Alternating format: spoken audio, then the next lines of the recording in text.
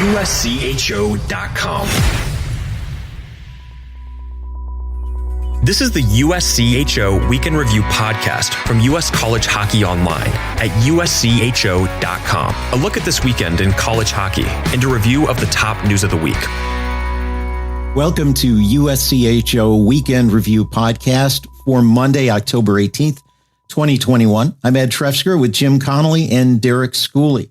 Let's start right out with the icebreaker, just like we did last week. We've got an icebreaker. And Michigan twice came from behind. And I think the place to start is just how good is this Michigan team and what is their ceiling? I mean, the ultimate ceiling is the national championship. How good are they?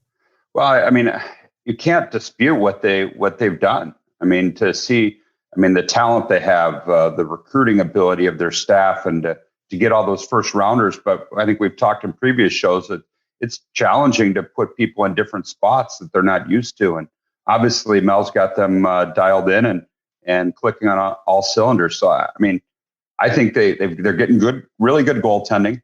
I think they're scoring a lot. Their stars are, I would hate to take a penalty against that power play, and they're making highlight real goals. I mean, the plays that they make are big time, and I think their ceiling's pretty high right now. Once again, we speculate, but the poll will be out. I think we're going to see a new number one this week. Yeah, I agree with you, Derek. And I think the big question mark for me was goaltending maybe entering this season, and maybe it shouldn't have been. Obviously Strauss-Mann, we anticipated last year was going to be very good, and he was. But I think he saw the writing on the wall when he left and went over to Sweden and played this year, because Eric Portillo played a lot down the stretch. He only ended up with 7 appearances, but he got 5 starts in kind of the last month of the season. He didn't start, if I recall correctly, in the Big Ten tournament. I don't know what would have happened if they played an NCAA game. I think we would have seen Strauss-Mann there too. But I could tell, and Ed and you and I talked to Mel Pearson very late in the season. He was very confident on Portillo, and he thought that he had a really high upside, and we've seen it thus far. He hasn't had to be, stand on his head stupendous, except I think, first period against Minnesota State last week, that was a team that was, outshot significantly. So yes, sometimes you do have to be good. He's been there. And then you put the rest of that talent. I don't ever like to say that a team's ceiling is a national championship, because that's not even fair pressure. We know what can go wrong along the way, and one bounce of the puck eliminates you in a single elimination tournament. But I think they have to have expectations that they can win the Big Ten, they can win the regular season, they can win the postseason tournament. That would be, very rewarding. And then you have to believe that the Frozen Four is where you want to end up at the end of the season. From there, maybe the national championship trophy ends up in your hands. But as we've seen, too many, weird bounces go wrong, and great teams don't end up winning national titles. I thought you were going to throw out undefeated season. I thought that's where you were leading to.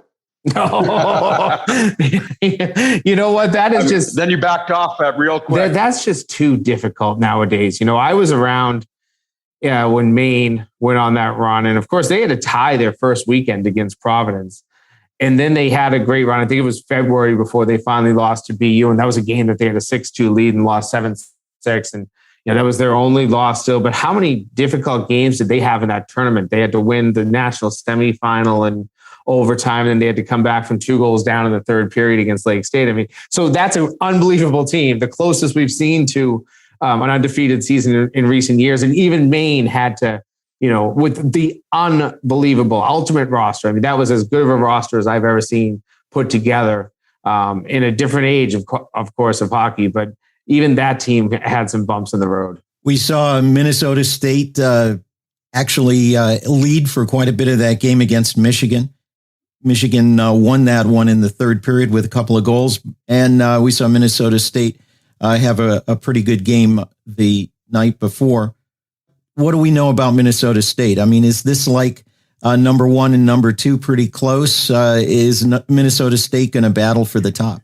It's the same thing we talked about last week. And, great job putting together a very difficult schedule out of the stretch. And when you're winning games, you're going on the road and you're beating UMass. You're bringing St. Cloud State in, you split a series, and, easily either game could have gone either way, but still you could have been 4-0 going into this weekend. 4-2 with what they have faced for a schedule. They were still my number 2 on my ballot this week. I put in Michigan number 1, but they were still number 2 on my ballot. And I'm very impressed with this team. Now I think that they are probably better than more than half of their league. At least there's going to be 2 teams, I bet, that will give them problems. I think we know Michigan Tech is going to be one of them. Who's the other one that emerges? But if they've just got to stabilize themselves, and you can't take sloppy losses, games where you kind of underestimate an opponent. I don't think that they've done that a lot in recent years. And that's a credit to Mike Hastings and his staff. But you have to, it's very difficult once you get into your league play and you're not playing the number 1 team or the number 2 team or the number 5 team or whatever it might be, night in, night out. It's maybe hard to get up for some of those games. And Derek, I'm sure you've seen this as a coach, that you can try to motivate your players all you want, but sometimes there's just nights that they just don't get up the same way they would if they were playing UMass on the road to start the season. And I think that's what I was going to go with. I mean, you look at their roster or their schedule: number 1, number 1, number 2, number 2, number 10, and number 3. I mean, now you're going to go on the road, or you're going to get Northern Michigan at home. And that's going to be a big challenge. I remember when we first won our Three Rivers Classic title, we beat Penn State and we beat Miami. And we had to go out play a difficult Army team. And it wasn't the same intensity. And you could say it all week long. You could talk about how difficult it's going to be, how you don't want to overlook somebody. You have to bring the same intensity, blah, blah, blah, blah, blah. But there's still a little they leave off the table. And Mike Hastings is a masterful coach and a masterful motivator. And I know that he's going to probably be talking about the same thing. And we went out and we got beat pretty handily by Army on that first game. And you know it. You could feel it as a coach. And right after that, we went on a 7-game unbeaten streak. And it's lessons like that you learn. And that was a really good team of ours. And so you're right on the money, Jimmy. And we'll see what kind of, now that they get into league play and get Northern Michigan, you go down their roster, their schedule. They've got a couple big ones here that they got Ferris, Bowling Green. They got to go on the road, and St. Thomas. They could if they use the momentum they've got in these first 6, they can rip off a pretty good streak here. How about Minnesota, Duluth, and Providence? Duluth had kind of control of the game early on against Michigan, but then Noah Cates got tossed for a contact to the head penalty, and things seemed to turn around there. Then the next night with Cates back, it seemed to be Minnesota, Duluth's game. And then Providence with 2 losses, yet a pretty good performance in both games. Yeah, those are, like we talked about last week, that was a big-time tournament. You get scheduled so many years in advance, you can't predict it. But hats off to the organizers of that IceBreaker to be able to bring this group of teams together for this tournament. And obviously, Providence goes out there and has a good showing, but they come back empty-handed. And that's got to be a little frustrating because you did play pretty well. And next thing you know, you don't get the results you want, but you got to take away positives from that. Well, and that's the tough thing about when you look at that field. Somebody has to finish 4th in that tournament. And the fact that it was Providence with, that's a very good hockey team, as we all have mentioned here. I wouldn't want to be Denver next Friday night, going out to Providence and having to face the Friars. And it's another big test for Providence, but you have to think that they'll be pretty hungry, because of the fact that they know that they played well this weekend and came away with 2 losses in what was just a really stacked field. So I'm interested to see their response this Friday against Denver. Well, let's take a look at another series over the weekend. Home and home, North Dakota and Bemidji State. Both teams won on the road. That was pretty impressive, I think, for Bemidji in this whole thing. But one thing Jim noted that maybe we'll hit on first, and this is going to be something that's going to happen with transfers, I think. Former Beavers goalie Zach Driscoll gets booed by the Bemidji crowd on Friday night. Sort of like, as Jimmy mentioned, sort of like when Tom Brady returned to Foxborough with Tampa Bay last week or a couple of weeks ago. I'll let Jim talk about the Tampa Bay back to Foxborough aspect of it, but it's going to be interesting with all the transfers, and don't take anything away from the good things that Zach Driscoll did there. But a lot of fan base is very loyal to their team, and will they take it as a slap in the face if you leave to go to another scenario, especially when Bemidji is a legitimate, I believe, top 10 team. Their schedule has been just brutal for them. They play an exhibition game at Ralph Ingolstadt, very close. You got to deal with a couple big time goals by Sanderson, and then you got then they go to Minnesota Duluth for 2, and then come back with North Dakota again. I mean, I talked to Tom Serratori on Saturday morning before the road trip, and he thought their team was really close, and said just there was one thing that they couldn't get over that hump, and I was glad for him to see them be able to do that. But he also said, don't take away, they were playing some pretty good teams. You're right that they started with a very good schedule, and I think that's going to build that team well. And I think that those experiences, despite the fact that they might not come out with a winning record out of it all, they're a good team, and that will be something that helps them going into CCHA play. But, going back to that whole Tom Brady thing, I'm not trying to compare Zach Driscoll and what he did at Bemidji to Tom Brady, but you will see that this year. And I think, Derek, you probably know, like, not every school, especially when it came to like 50-year seniors, not every school could bring back their players. And there were a lot of kids that still wanted to play. And, I look at the 3 transfers at Boston College, Krause, Wells, and Dopp, and they're doing great, things for the Eagles. But the reality was Bowling Green couldn't have them. They didn't have the scholarship money to give them to make sure that they were going to be able to stay for one more year. Boston College, Ty Agner, good friends with Jerry York, calls him up and says, hey, take these kids. If you can take them, I know you just had a bunch of scholarship players sign with the NHL. Take these kids. And it's worked out, but it is tough. I mean, can you boo kids in that situation? They probably wanted to stay at their respective schools, but if you go back and play there, do you still get booed? Well, I think that every situation is different, and I don't know if the fans will know the difference. So you might see some applause. It probably could do the like they're doing in the NHL when people return now, the thank you video montage when they played there. That may happen at some places. So I don't know. It was something that was kind of humorous on the weekend when you saw that pop up on Twitter, and then you go back and actually watch it. You can hear over the music. You can hear loud boos. Yeah. So it's an interesting dynamic to the transfer portal talk. Well, we talked about teams that are getting a lot of attention and that are deservedly near the top of the rankings. Who's not getting the attention they should, but might end up being a top team? I know Denver has gotten a sole first place vote every week in the poll, and will get one this week from what I've seen. They've outscored their opponents 24-7, 2 of those against Arizona State, 2 of those against Air Force in a home-and-home series this past weekend. Air Force probably, if not the youngest, one of the youngest teams in college hockey this year. But still, when you're putting up 6 goals a game, that's got to help out a Denver team that was scoring fewer than 3 last year in an all-NCHC schedule.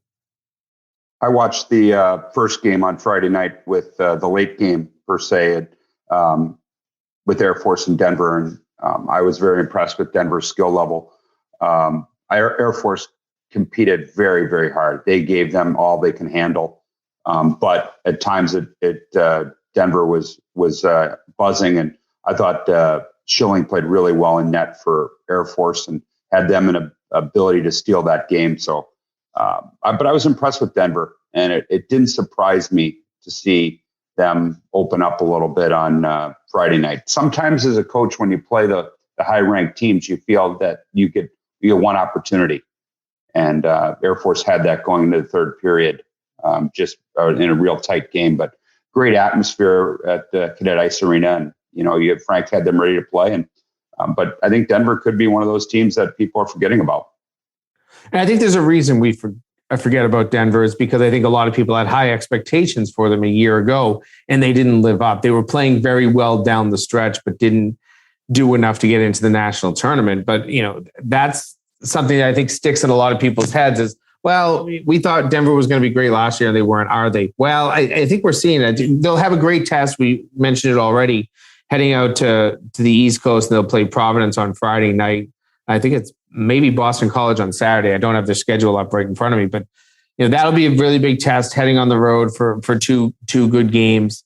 And I think that if they can even split these two games, they should be a team that should, and maybe it happens this week. They might ascend into the top 5 this week. I think I had them, I have to look at my ballot. I think I had them 6 on my ballot this week.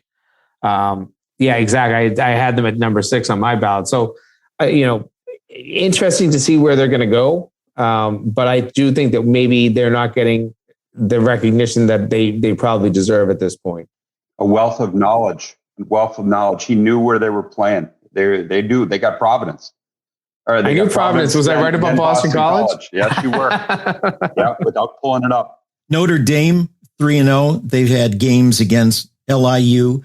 A great overtime win with just 5.8 seconds left on Friday night at Michigan Tech, and a big win against Northern Michigan.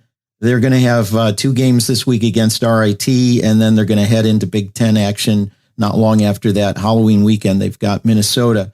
Not a terribly challenging schedule so far, not to take anything away, except maybe Michigan Tech, who has been good and had that series win against Wisconsin, but still probably need to see a little more of Notre Dame. You can never take anything away from a Jeff Jackson coach team. And one of the neat things that I was able to do a lot was I spoke at a coach's clinic in South Bend all the time in the fall. And I'd always make sure I go over and watch Notre Dame practice. And he's as detailed as they come. Some of the stuff that he has them playing the right way. It's no secret why they've been at the top every year. And he keeps Andy Slaggert and Paul Pooley have been there almost just longer than Coach Jackson. So they've got all things rolling right there. And it doesn't surprise me that they're 3-0 and only giving up 5 goals in 3 games. Yeah, one thing that has helped them significantly, is the fact that they have been able to play with the lead this season. And even on Friday, when Michigan Tech tied the game and forced overtime, they found a way to win it. But that's, I think, the big challenge for Notre Dame is when they fall behind. Because I've never, in recent years at least, I think that's been the question I've always had about Jeff Jackson's teams was they're great front runners, but when they have to chase a game, they struggle a little bit. So if they get into Big Ten play, I want to kind of see how they do if they're not front runners in a game, and can they battle back, and do they have that fight, deep down to win some games that maybe games they're even supposed to win in their league, but for whatever reason they get off to a slow start, fall behind. Quinnipiac is off to a pretty good start, a tie with Boston College in the IceBreaker, and then a win in the IceBreaker over Northeastern this past weekend, a win over University of Vermont. When we talk about them, we also have to remember a couple of big transfers for them. UMass's Oliver Chow coming in, Dylan St. Cyr in goal coming in from Notre Dame. Quinnipiac's got a big test coming up this weekend with North Dakota coming in. Massive. I think you're going to see, you put this list of teams that haven't really been kind of flying under the radar. And I think you're going to really get a lot. We talked about Denver having to go out east to play Providence and Boston College. You're going to see Quinnipiac get North Dakota twice. You're really going to see what they're made of. And I think that'll be the big challenge. But obviously, Quinnipiac's a good program for a reason. And to be able to give up only 2 goals. And we go back, even with the exhibition game against Maine, they've had 3 shutouts and then a tie 2-2. So, really, including the exhibition game, they've given up 2 goals in 4 games. Pretty impressive there so far. Yeah, and when I look at goaltending schools, they had Yaniv Peretz in goal at the IceBreaker because Dylan St. Cyr was injured. They get him back this weekend, St. Cyr, and Peretz shuts out Northeastern, St. Cyr shuts out Vermont. That's pretty nice. When you have that, that ability, although, I do think that this North Dakota test is a big one. Rand Pecknall joked with me a couple of weeks ago. He said, this has been like planning his wedding this weekend because he's gotten so many requests for tickets. It's more difficult to fill out the comp ticket list for this one than it is to fill out a seating chart for a wedding. So I think that this is a big weekend in Hamden. I mean, there probably will not be that many weekends down there that they bring in a team with the fan base and listen, I haven't looked at StubHub or something like that for what tickets are going for, but I wouldn't be surprised if they're pretty high right now. You know what? And hats off to North Dakota. I assumed that game was going to be at North Dakota, but you're seeing more and more teams go on the road. And you got Denver going out east. You got North Dakota going out east. Kudos to some of the big perceived powerhouse teams and named teams to be able to go on the road and help fill buildings. So it'll be a good weekend then in Hamden. Like I said, I thought it would be in North Dakota. Well, somebody who has scheduled a whole slew of home games to get his season started is Omaha's Mike Gabinet. Omaha has one loss in overtime, the first game of the season against Lake State, and won the second night, then swept Maine and Alaska Fairbanks at home. They have 4 more home games, 2 against Long Island in 2 weekends, and then they start league play against Miami. Omaha could start out with a pretty gaudy record to begin things, but they've been outscoring their opponents well, and they were a very good team last year. Yeah, to be able to have that many home games in a row. Goes back to that old, was it Denver a couple years ago that played 20 home games, and everybody kind of, took notice of that. I mean, you're looking right off the bat of 8 straight home games before they have to even go on the road. And like you said, they've got the ability to put up a pretty good number and make people start having to catch them as far as wins. And we'll see if they come back to earth when they have to start going on the road. But very impressive so far. I like everything that they do there. You got the 2 Mikes in charge. They know what they're doing with Mike Gabinet and Mike Kemp. So I really like what they've done so far as their wins. And Long Island comes in there after. We'll talk about them in a little bit, but that'll be a good challenge for them as well. You get St. Cloud will be their first road trip, and then you go to Fairbanks. So I guess they make up for all of their home games really quickly, especially that trip to Fairbanks. That's I feel like that one can tax your team. So I'm not surprised that they probably try to stack some home games up top, knowing that they're going to go to Fairbanks pretty early. A couple of weeks ago, Greg Powers mentioned to us that in the first year in the new arena next season, Arizona State's going to have 22 home games. Yeah, so. don't. They've paid their dues going on the road, though. They played a whole season on the road. Greg paid his dues last year playing every game. So there's some return trips from the Big Ten coming back his way. So he's don't feel sorry for him all that much. Well, we're going to take a break, and when we come back, we'll talk about a big upset win last weekend and a controversial ending to another game, and whether we need to be watching for some COVID nightmares like we had last year. That's when USCHO's Weekend Review podcast continues. This is the USCHO Weekend Review podcast from US College Hockey Online.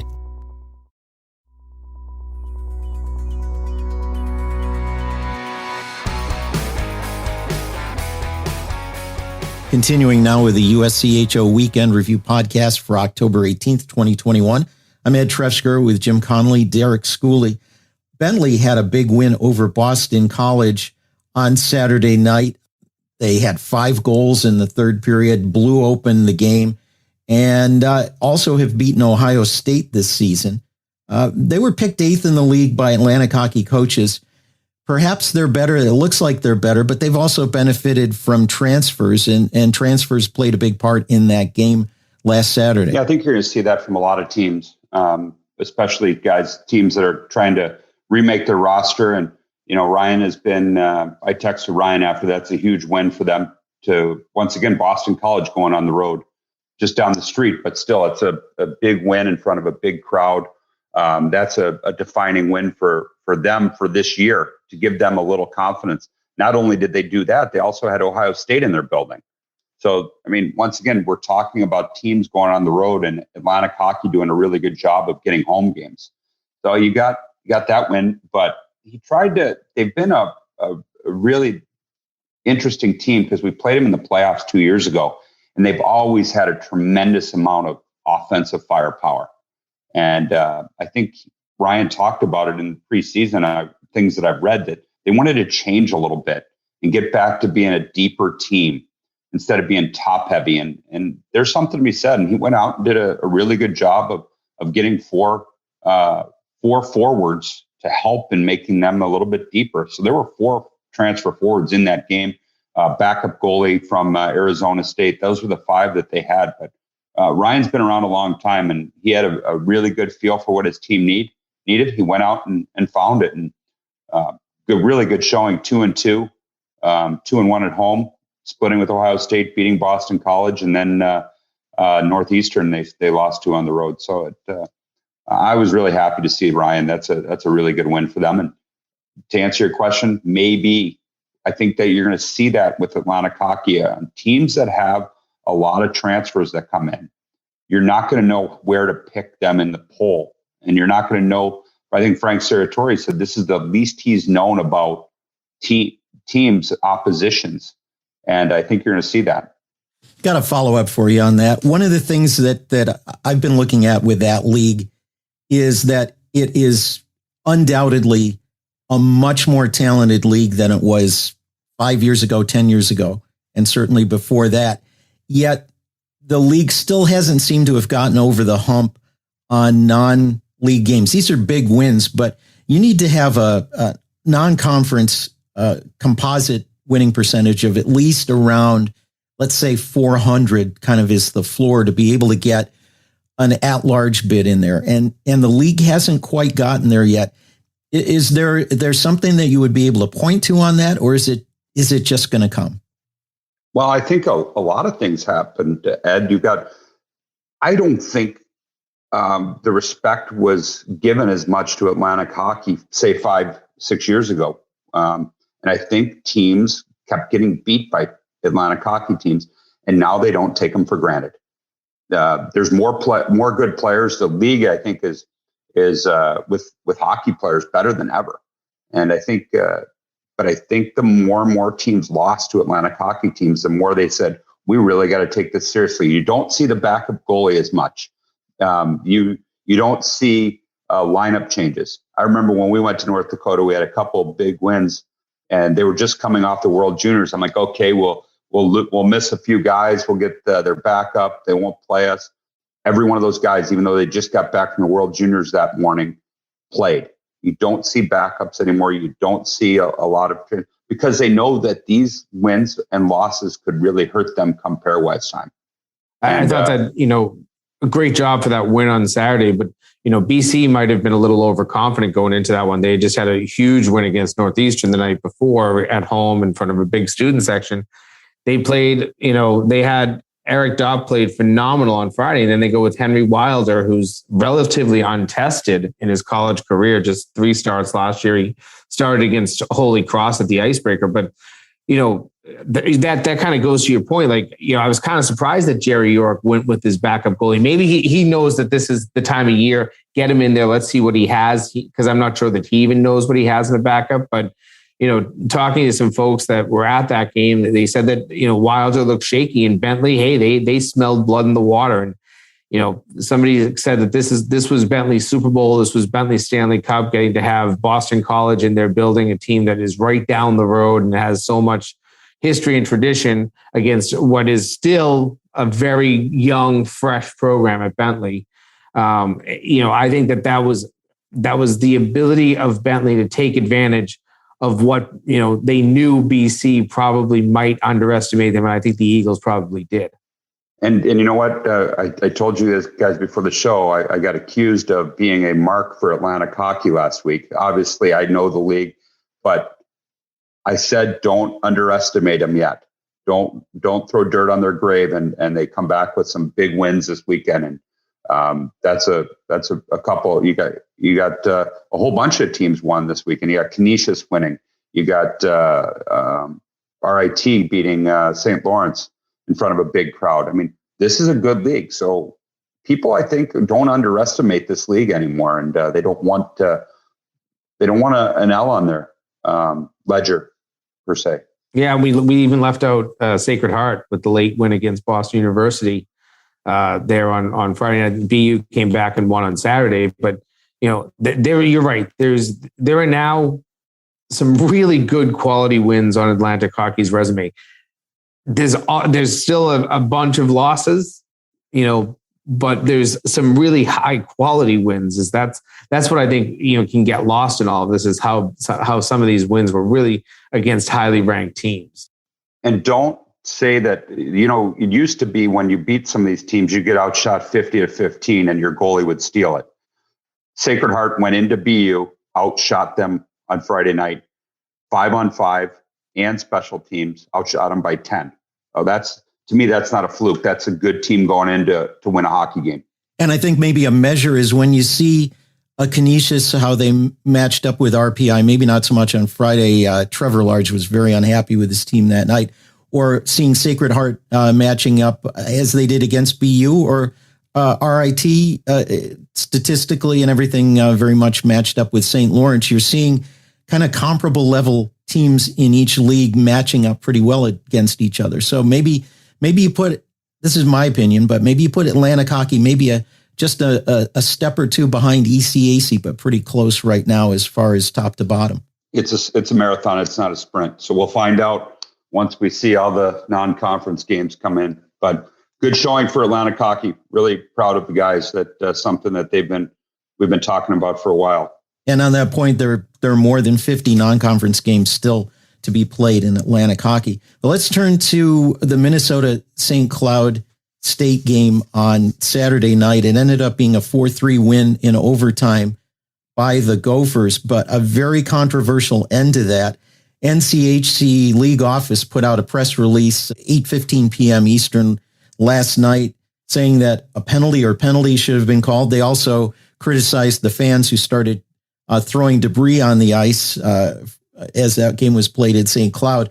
But the end of that game, there was a hooking and maybe something that could have been called as embellishment. Kind of walk us through what exactly happened there at the end of that game. The way I looked at it, Ed, was that there was definitely a penalty by a Minnesota player. It was St. Cloud had gotten the puck in back of the net. Defender, whatever you want to call it, in 3-on-3, was circling, trying to get up ice, and the Minnesota player takes him down. Did St. Cloud's player embellish? My opinion, yes. So could you have just blown the whistle, end the play right there, and then you're still skating 3-on-3 because you put both guys in the box? Probably. Referee decides, I'm not going to call anything.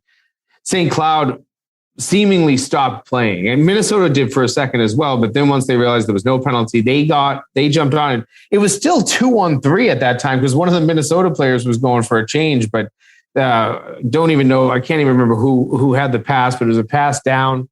One pass basically beat 3 St. Cloud players. Minnesota buries the game-winning goal, and the fans go crazy. But I know that you don't love to have games end on plays like that, and it probably feels controversial. But I just never ever like to isolate one incident. I'm surprised that the NCHC put out a statement. They must have felt some pressure to do that. But it's almost calling out your referee. And whoever the referees were on that game, it'll be interesting to watch box scores in the next few weeks, see if they're scheduled again. I know I remembered a few years back in Hockey East, I think it was a bean pod where a penalty was missed that led to a big goal, and maybe it was even a winning goal. And that referee we never saw for the rest of the season. So sometimes leagues take that pretty seriously. And obviously it struck a chord with Josh Fenton in his office that they put out a statement. Yeah, you like to, as a coach, you want I wouldn't say, you want to feel like you're heard. And I know that Lars threw out some criticism after that game, and but I think that's appeasing St. Cloud a little bit, that statement. But as a coach, you want that. You want to hear, hey, we made a mistake, because there's often so many times you don't get that. So I've been on the the receiving end of some of those calls, and you want some sort of, I guess, justification. You want some sort of answer, and I think that the answer was right. It could have been a call on both teams, but I will also go and say that gets rid of the myth that sometimes you go on the road and you get homered, because that was NCHC referees that did not make that call. It would have been real easy if they were in NCHC referees to make that call on one person and give the NCHC, but it shows that the refereeing at least was trying to be fair, and whether right or wrong. I mean, that's you always feel when you go on the road you're going to get the short end of the stick, and obviously the Minnesota did not. Do officials not call embellishment often enough? I don't know. I hate that call. Either it's a hook or it's got to be one or the other. I think it's a cop out a little bit, making both those calls. But I don't know. I think you're right, Jimmy. I think that could have been a really easy in overtime to make that call. A hold. Yeah, take both of them. It would have upset the fans just as much, but maybe didn't lead to a goal. It would have been a hold, and because he grabbed his jersey without a doubt, a hold, and then an embellishment. I think that, and I don't think you would have had as much of an uproar, because I think you could. I mean, his feet go out the wrong way. His feet go up. It's really hard to do that sometimes, and that's coming from me. And I was a chronic diver, so I know that if you're going to dive, your feet go up when you're held back. I mean, it's.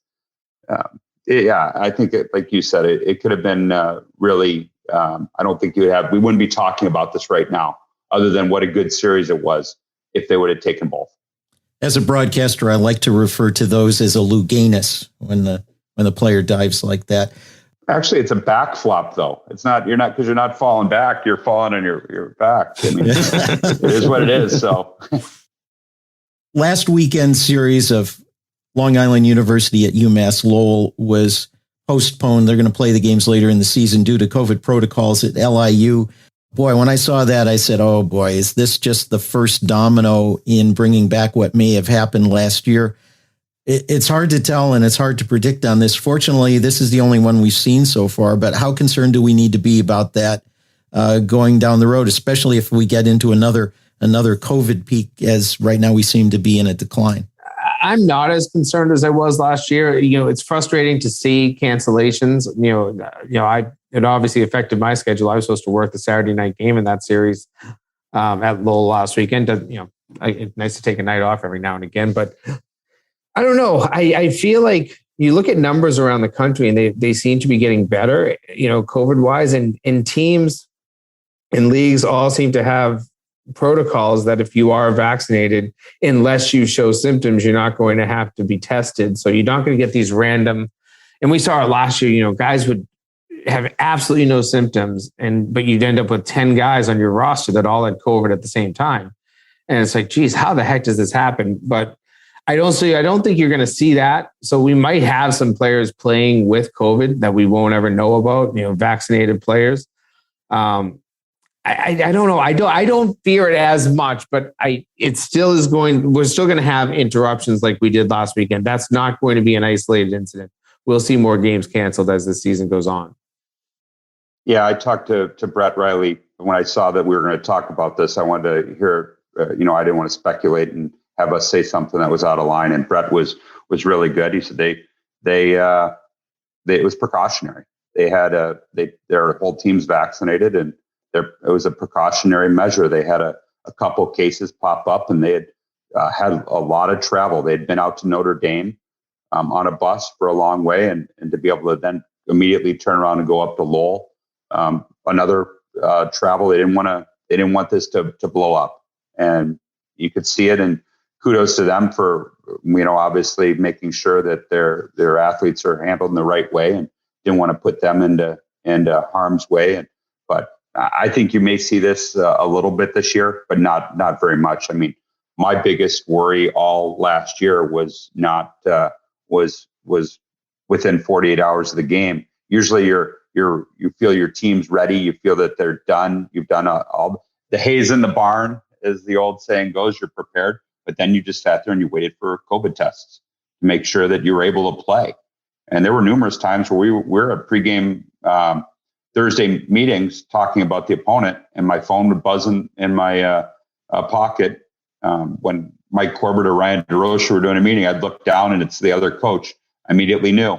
So I'd take the call and come back and say, guys, we're going to stop. We're not playing this week. And to see the reaction on the players' face was really difficult at times when you heard that their games were canceled. And we did everything we could last year to get games in. And I don't think you're going to see this happen as much, but you will see it happen again a time or two. Yeah, you mentioned flights. It seems like, or traveling, it seems like flights are one of the areas that are really risky for that. I was at a conference a couple of weeks ago, and the people who drove all came home okay. And there have been several cases for people who flew to the event. So, well, I mean, we had to do itineraries or seating charts on flights to make sure that we were contact tracing in the right way. I think you have to worry about you can't have the goalies room together, because in case one of the goalies, and I think that might have been a little bit of the issue with Long Island too. So there are a lot of things to consider. You feel like that you got to really do some things to make sure that your contact tracing doesn't sink you. And I think that this was like I said, Brett was really good in talking about it. And I think they probably did the right thing for their team. And they'll make the games up. It's not like last year where when you didn't play, you knew you weren't going to make those games up. So they've got a challenging schedule, a lot of travel. So precautionary move just to make sure that they continue to play more games. And as we've been recording, the USCHO poll for today has been finalized. So let's end with that. Michigan with all but a handful of the first place votes. Minnesota State, St. Cloud, Minnesota, and Minnesota Duluth wrap up the top five. Denver also getting a first place vote. Not surprising, but Michigan really convinced the voters this past weekend. This is the first time, all year that we've seen anyone come close to dominating number of first place votes. I guess after Minnesota State swept UMass, they did get a good majority, I guess. So, but I think that we know. I felt, and I remember voting Michigan in my preseason poll as number one, and I think I went back to Minnesota State after that sweep of UMass. I thought that was really impressive. But I think that you can interchange a lot of these top five teams right now. And that's why you still have some spread in the first place votes. But I think voters are realizing that until Michigan has some sort of a slip, and I'm not just talking about a loss. Like I feel like one loss doesn't necessarily, make you lose, 40 first place votes. But if you have 2 out of 3 or 3 out of 6, then you're kind of in territory of say, okay, is this team as good? Until Michigan, if Michigan ever does that all season, then I think we can start questioning. But right now, I think we know who our number one is in the nation. Yeah, I think that was pretty easy to be able to say that Michigan probably was going to be number one. All the teams that we talked about are pretty far up there. Go down the list of, you got Quinnipiac at 7. You've got Denver at 8, still with 1 first place vote. You've got Omaha at 11. And, you got Notre Dame at 13. So people are getting a little recognition. And my team that I threw out there that really has had a good start that nobody really knew about was Bemidji. They're in at 19 at 1 and 3. That's a little interesting and they've got a lot of votes too. There's a big separation between 19 and 20. You don't see that very often, but that just shows you the strength of schedule they're playing. The big question that I've got, I'm trying to figure this out. We've got an overtime loss on Nebraska Omaha's record at the first game of the year, 4-3 to Lake Superior. But the poll here has them at 5-0. Is that just do we got a college hockey stats debacle going here, or what happened? Yeah, they were continuing to fix stuff at USCHO with stat stuff. And our site owner and our chief developer, Tim Bruley, has been pulling his hair out for the last 6 weeks or 8 weeks trying to work through all this stuff. I mentioned this to somebody, to an SID on a sports information director on Saturday night about missing it. It's like, oh, here, look at the NCAA site. You click here, and then you pull down this, and then you go to this. And I said, but that doesn't show you what you want to see. Well, but then you go here. It isn't fixed yet. It isn't solved yet. And we know that there's some consternation in every conference around Division I right now. College Hockey Inc. stats are pretty good. They're not as detailed as they previous have been. I mean, you could go there. That was, if you wanted a deep dive in stats, you could be on there for hours. But College Hockey Inc., I noticed this weekend, has done a pretty good job in their stats, trying to figure it out, as in some of the leagues.